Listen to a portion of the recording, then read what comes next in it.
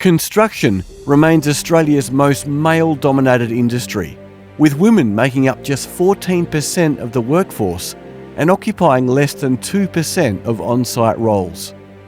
The gender pay gap here is the widest, standing at 28.3%. The industry is plagued by long hours, high stress, and a suicide rate double the national average. Every year, 190 Australian construction workers take their own lives. That's one every second day. We have an opportunity to turn things around. The pipeline of work is huge. There are roles available for everybody. A career in construction offers endless learning and development opportunities, with no two jobs ever the same. Skills are mobile and globally in demand, providing diverse career paths. How many careers provide the chance to leave a lasting legacy? Construction offers all those things. Australia's major construction companies are committing to significant actions aimed at transforming the industry within 5 years. Members of the Australian Constructors Association, representing the nation's largest contractors, have taken a bottom-up approach, focusing on what we can change. Our Culture Committee, backed by the board, has developed a clear path to bring about industry change. And that pathway has 3 components. Australian Constructors Association members will mandate flexible work plans on all projects, addressing the long hours and high stress that have characterised the industry.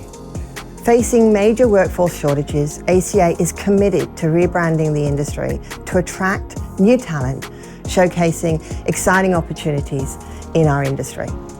Australian Constructors Association also aims for 75% of its members to be certified as an employer of choice by the Workplace Gender Equality Agency within 5 years. Achieving this target will promote greater diversity and inclusion. It's been fabulous being a part of the Culture Committee under Jayne's leadership. We've had a really refreshed focus on driving change around culture in the industry, and that all started obviously a couple of years ago with our pledge. And from there, we've just not looked back. We've been able to really narrow in and focus on the 3 areas that we wanted to change. For me, it's been the beautiful cross-pollination between different companies coming together to solve a common problem and to really give back to the industry to make sure that we're focusing on equality and make sure that we're focusing on having representation on all of our sites in the construction sector. The really fabulous part for me has been being able to share the WGEA journey that Lang O'Rourke has been on. We're well into our journey of having a WGEA citation, and it's been fabulous to be able to share our lessons along the way, and also really reaffirmed the reason why we committed to that in the first place a few years ago. At CPB, we've been on the journey around culture change in our industry for many years now. We've focused a lot on flexibility. So we know that flexibility is different for everybody, and it's really just about creating a culture where our leaders and managers are supportive of genuine flexibility, and that we ask ourselves, if not, why not, is something that we like to say. In terms of attracting a new wave of talent into the industry, we're really passionate about the fact that in construction, there are so many opportunities, and the broader community may not be aware of how many great opportunities exist. So whether you're interested in being a machine operator or a data analyst, you can absolutely have an opportunity in our industry. Well, we call our Employer of Choice for Gender Equality citation the EOC. The Employer of Choice citation provides a framework for employers to work through to create gender equal environment in their workplaces.